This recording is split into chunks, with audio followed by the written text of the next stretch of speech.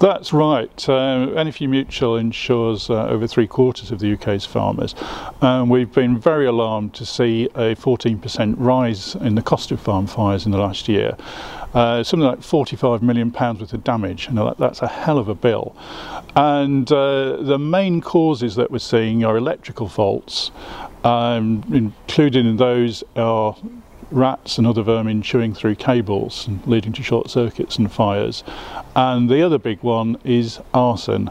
So I think the message really is for farmers to do all they can to check on their electrical installations on a regular basis and replace anything that's looking at all worn or at risk of causing a short. And with arson, it's a really difficult one. We've seen the most cases coming up in the autumn. Once the straw is baled and hay's in barns, you seem to get people coming out intent on lighting them and standing back and seeing the disaster that unfolds. What you can do there is to try and store straw away from roads. That can be difficult because you want the access to get the straw out, but if you can do it where it's not as accessible to would-be arsonists, that really helps. There are alarms and infrared sensors that you can use if there's a problem in the area to sort of trigger an alarm in the farmhouse that somebody's about. And the other big thing is to try not to store your combine and tractors and other expensive kit near the straw, because we get quite a lot of fires where a straw stack goes up and the fire then spreads into the machinery and sometimes fuel that's stored next to it, and that makes a much bigger fire and a much bigger bill as well for the farmer.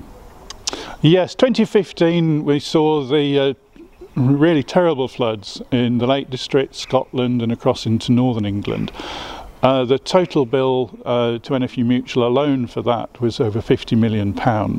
So it is big scale, and it's a big concern for us because we think that both the number and the scale of extreme weather events is on the increase.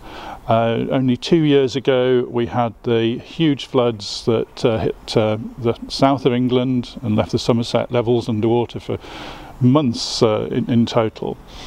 And in 2011, another extreme event, one we've never seen before, very heavy snowfall over Scotland and the north of England, which resulted in hundreds of farm roofs collapsing and a bill of something like £70 million for the repairs there.